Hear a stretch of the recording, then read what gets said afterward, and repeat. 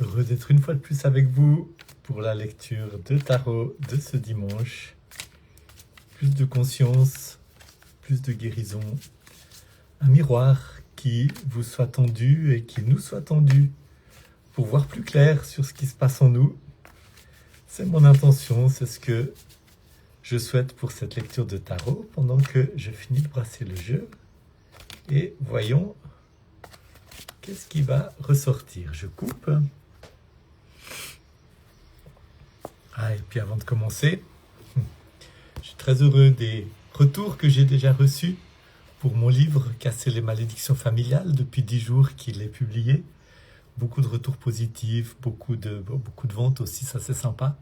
Et si parmi vous, quelques personnes l'ont déjà lu ou sont en train de le lire, une chose que vous pouvez faire pour vraiment soutenir ce travail, soutenir la diffusion de ce travail, c'est d'écrire un avis et de mettre une note, bonne j'espère, sur Amazon.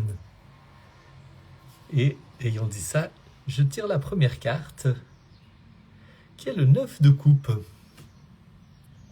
Une de ces cartes un peu ambiguës du Rider-Waite, parce que vous voyez ce personnage qui est assis là, qui a l'air un peu repu, qui a une expression de satisfaction, mais on a l'impression qu'il est un peu gavé aussi. Et c'est 9 coupes. 9 signifiant qu'on arrive au bout d'une étape. Et les coupes signifiant que on parle de relations et on parle d'émotions. Je suis un peu intrigué par ce personnage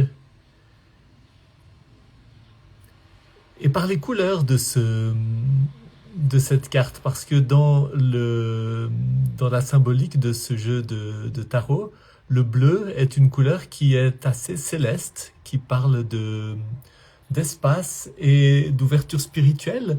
Et puis ce jaune doré est une couleur de transformation, d'éveil, d'illumination, qui je trouve contraste avec ce personnage qui est là les bras croisés, dans une posture qui n'a pas l'air ni très ouverte ni très dynamique. Qu'est-ce que je peux dire sur cette carte? Vraiment, elle m'intrigue, vous savez. Je regarde, je ne sais pas où j'ai mis mon petit grimoire. Ça fait longtemps que je ne suis pas allé regarder dedans, mais qu'est-ce que j'ai noté pour le 9 de coupe?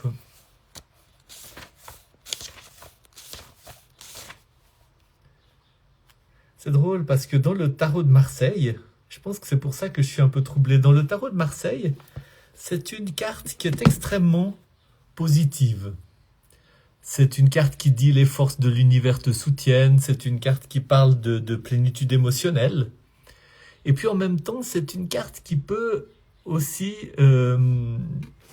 inviter à une certaine prudence par rapport à... Comment est-ce qu'on peut dire ça? Égocentrisme. Trop d'indulgence pour soi-même. Peut-être que quand on a l'impression d'avoir fait un très très grand chemin d'intégration, d'aller à la rencontre de ses émotions, peut-être que quand on arrive à ce moment d'être un peu comblé, on pourrait avoir l'impression qu'on a tout compris, qu'on n'a plus rien à apprendre, qu'on n'a plus de leçons à recevoir. Et cette position, les bras croisés, qui n'a pas d'ouverture. Alors que derrière ce personnage, il y a tant encore de choses. Il y a une table dressée qui a quelque chose de céleste, qui invite à l'éveil. Peut-être que ça parle de cette posture dans laquelle on peut être après un certain nombre d'années de chemin spirituel, de chemin introspectif, de dire j'ai effectivement compris les choses et puis je me permets de m'asseoir, puis de regarder autrui avec ce regard de supériorité. Voilà, moi je suis éveillé, j'ai réalisé des choses, je suis très sensible aux énergies, j'ai été à la rencontre de mes émotions, et puis je regarde ces pauvres gens qui ne l'ont pas fait, qui ont tellement à à apprendre, tellement à comprendre, tellement peut-être à recevoir de moi. Et puis je ne réalise pas que derrière moi, il y a une table dressée avec encore tant de choses. C'est une chose qui m'est apparue cette semaine, de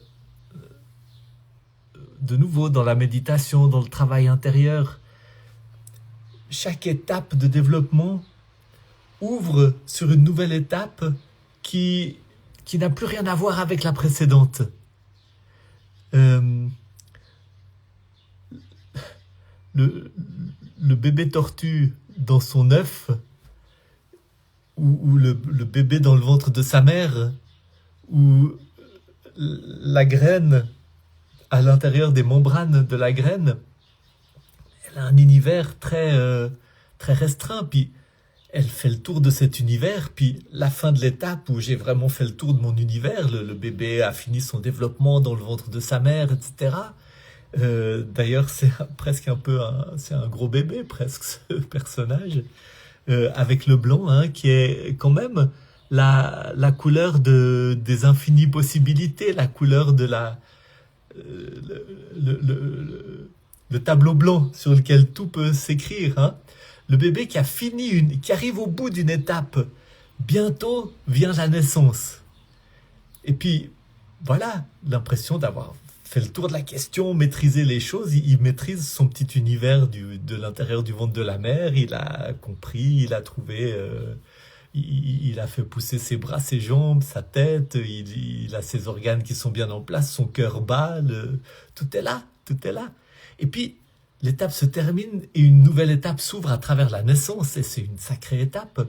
Et puis tout d'un coup, un univers s'ouvre qui est infiniment plus vaste que tout ce qu'il aurait pu imaginer. Pareil pour le poussin ou le bébé tortue qui sort de l'œuf, tout d'un coup, c'est l'univers qui s'ouvre, et la vastitude, elle est telle que on ne pouvait pas imaginer ça. Je vois un peu ça dans ce personnage qui arrive au bout d'une étape, puis qui se rend pas compte que quelque chose d'infini, d'énorme s'ouvre à lui. Et quand nous arrivons à la fin d'une étape de développement de notre spiritualité, l'impression d'avoir compris des choses, etc., ça va nous ouvrir à une nouvelle étape et on va découvrir une nouvelle immensité.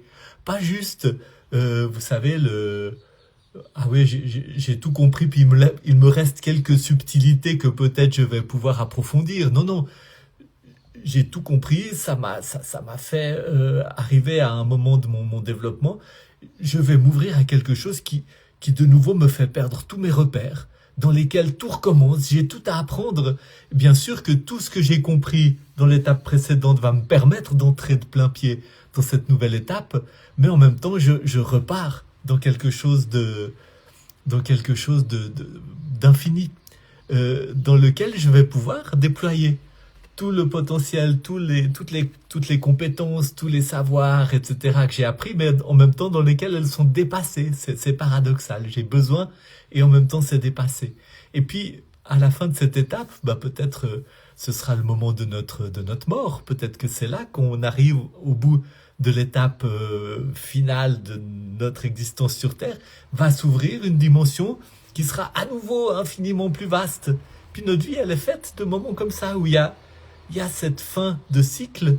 Je peux dire, ouais, vraiment, j'ai compris des choses, j'ai travaillé, j'ai été à la rencontre de mon monde intérieur. Et puis, il va y avoir une nouvelle étape de vie qui peut être très déstabilisante, mais qui ouvre un nouvel éveil, un nouvel espace. C'est un peu comme ça que je vois ce personnage. Il tourne le dos encore parce qu'il est au 9, il n'est pas encore au 10, il n'est pas encore au moment de la naissance, à la nouvelle étape. Et là, je pense pas que c'est la mort, je pense que c'est des étapes de vie, hein. Mais ce qui est derrière lui, c'est ce bleu du ciel, de vastitude, de spiritualité, d'ouverture, ce jaune de la transformation, et ces coupes qui parlent d'intimité émotionnelle, de connaissance intérieure, de circulation des fluides, tous ces fluides à l'intérieur de nous, les émotions qui sont comme des fluides, tout ce monde intérieur qui peut révéler de nouvelles dimensions qui nous surprennent. Voyons si la carte que je tire après va aller dans le sens de tout ce que je viens de dire. L'amoureux, où on retrouve d'ailleurs ces couleurs bleues et dorées. L'amoureux qui est un arcane majeur et qui parle effectivement de choix qui vont dans le sens de l'amour. L'amoureux qui parle d'intégration du masculin et du féminin. L'amoureux qui parle d'oser dépasser les limites de ce que nous croyons connaître, les limites de ce que nous croyons permis, les limites de ce que nous croyons être accessible à notre expérience pour entrer dans une nouvelle étape du chemin. Donc je pense que ça fonctionne avec ce personnage. Regardez l'harmonie des couleurs. Hein. Et il y a une montagne, il y a un paysage qui s'ouvre. Et en même temps, c'est drôle parce qu'on est en train de préparer avec Évelise le programme de l'école des mystères de cette année. Le prochain module aura lieu vendredi et samedi prochain, spécialement pour les femmes. C'est l'amant sacré, c'est la réconciliation du masculin et du féminin à l'intérieur de soi en tant que femme. Et puis le module suivant qui aura lieu en mai ou en juin, je ne sais plus, on va travailler aussi avec les hommes et voir comment ces polarités du masculin et du féminin sont appelées à se rencontrer, à se compléter, à se déployer hein, en nous, que nous soyons un homme ou une femme. Et cette carte parle d'une très grande invitation qui est lancée par cet archange et qui invite à dépasser, même à transgresser, hein, transgresser nos limites, aller dans la direction où le feu intérieur nous conduit, aller dans la direction où peut-être la sagesse interdite, la sagesse que nous croyions interdite, nous invite. Et peut-être que c'est aussi un tirage qui dit qu'il y a une étape qui peut-être que parmi vous qui écoutez, il y a des gens qui vont participer à ce travail, à ce chemin, ou qui pourraient considérer d'y participer. Et peut-être que ça dit aussi qu'il y a là-dedans une étape qui a du sens, qui est importante, qui peut ouvrir à quelque chose de nouveau et qui va nous inviter à sortir de cette posture, peut-être d'une certaine autosatisfaction ou de l'impression d'être arrivé, d'avoir compris, etc. Et puis voyons où ça nous mène avec la carte qui est sous le paquet. Voilà. L'As des épées qui parle de changement de paradigme. L'As des épées qui parle d'une nouvelle manière de penser, d'une nouvelle manière de voir le monde, d'une nouvelle manière de nous voir nous-mêmes, d'une souveraineté nouvelle sur le domaine de nos pensées. Et voilà, je pense qu'il y a tout ça, il y a toute cette invitation dans ce tirage qui est frappant, avec un arcane majeur, hein, l'amoureux.